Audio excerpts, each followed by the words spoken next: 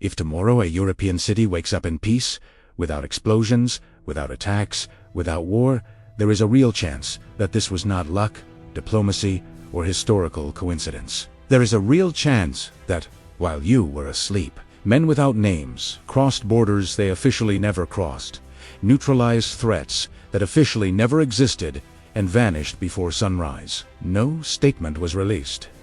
No flag was raised. No war was declared. And yet a battle was fought, and won in absolute silence. This is not a story about celebrated heroes. It is the story of the untold missions of Europe's elite special forces operations buried under layers of secrecy, carried out by soldiers who accepted the greatest sacrifice of the modern age, doing everything so they would never be remembered. The Europe that appears on maps, in treaties, and in official speeches is only the surface of a much deeper structure. Beneath institutions, military alliances, and public promises of stability, there exists an invisible system operating 24 hours a day, every day of the year. A system created not to win conventional wars, but to prevent wars from becoming visible. Since the end of the Second World War, the continent learned a brutal lesson. The next great threat would not arrive with columns of tanks crossing borders at dawn. It would arrive fragmented, silent, deniable.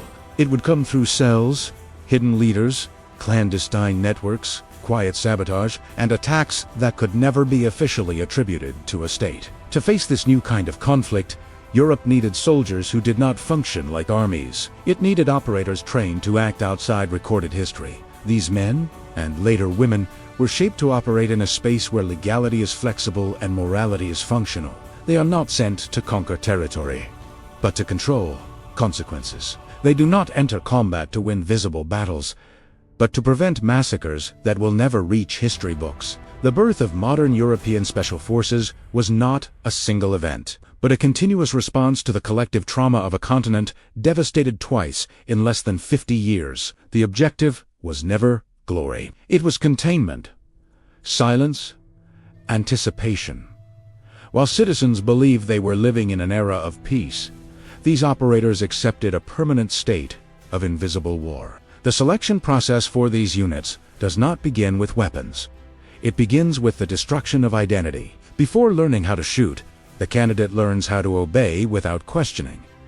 Before leading, they learn how to disappear. Extreme physical tests filter the body. Psychological tests dismantle certainty. Sleep deprivation, hunger, isolation, constant pressure, and carefully engineered failure are designed to eliminate not only the weak, but the vain. The ideal operator does not seek recognition. De fair Italiano. In many of these units, the greatest possible failure is not death in combat, but being seen. Once integrated, the soldier no longer fully belongs to the civilian world. Official records are minimal.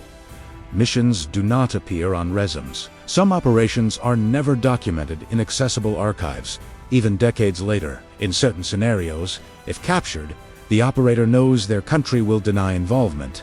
There will be no diplomatic rescue, no speeches. Silence is part of the contract. Loyalty is demanded not only to the state, but to secrecy itself. It is a deep psychological pact sustained by the belief that collective stability outweighs individual recognition. During the Balkan conflicts of the 1990s, this logic reached a new level. While the world watched through television screens as diplomacy struggled and international forces attempted to contain ethnic violence, European Special Forces teams were already operating far beyond what was publicly acknowledged. They crossed front lines without identification, infiltrated militia-controlled areas, and gathered human intelligence satellites could never capture. In some cases, they neutralized paramilitary leaders hours before planned attacks. In others, they sabotaged improvised weapons stockpiles that could have fueled entire massacres. Cities that woke up to relative calm never knew how close they had come to total collapse only hours earlier. None of this entered official statements. Admitting these operations would have meant acknowledging a war that politically could not exist. Special forces thus became the perfect instrument for a continent that needed to act without appearing as the aggressor. They operated in the gray zone between what is permitted and what is necessary. And the more effective they became, the more invisible they had to remain. As the 21st century advanced, the battlefield expanded. The enemy no longer wore uniforms or held fixed borders. Extremist networks, arms traffickers, clandestine financial intermediaries, and tribal power brokers formed an ecosystem of diffuse threats. To confront them, European special forces adapted once again. Short-duration missions gave way to long-term operations, some lasting years, without a single shot fired. Operators embedded themselves in communities, learned local languages, absorbed customs, and built fragile relationships based on strategic trust. Every gesture was calculated, every word measured. A mistake did not mean only operational failure. It meant silent death or incalculable geopolitical consequences. In North Africa and the Sahel, long before terrorism dominated global headlines, these units were already present, not as occupying forces, but as armed observers. They collected human intelligence, mapped routes, identified unstable alliances. The objective was not to win local conflicts, but to prevent them from spilling into Europe. It was preventive war in its purest form, fought far from public view, where success was measured by what did not happen. Over time, these operations came to function across three simultaneous layers. The physical layer, where surgical incursions removed specific targets without leaving traces. The human layer, where information was extracted through trust, pressure, or opportunity. And the psychological layer, where entire networks were destabilized before they ever became visible. In many cases, the mere invisible presence of these forces altered the behavior of groups that never knew why. There are missions that can never be told,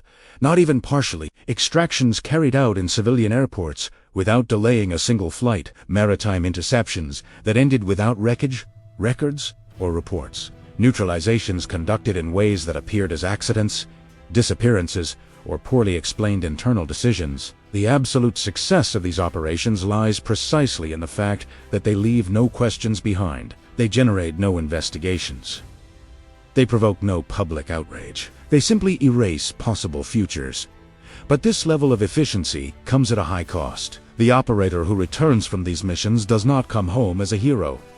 They return carrying memories they cannot share. There are no public ceremonies, no medals on display. Often, not even family members know where they were or what they did. The trauma does not come only from violence, but from psychological isolation, from knowing that decisions made in seconds save thousands of lives, and that the world will never acknowledge it. Some learn to live with this weight.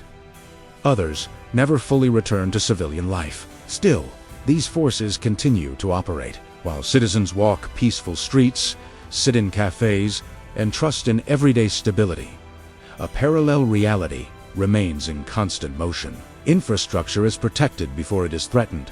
Conflicts are anticipated before they are named. Threats are ended before they acquire a face. All of it without announcements, without credit, without collective memory. Because for these units, the greatest victory is normality. History celebrates visible battles, dates marked by blood and speeches. But the modern world is sustained by invisible victories, by decisions made in darkness, by men and women who accepted not to exist officially.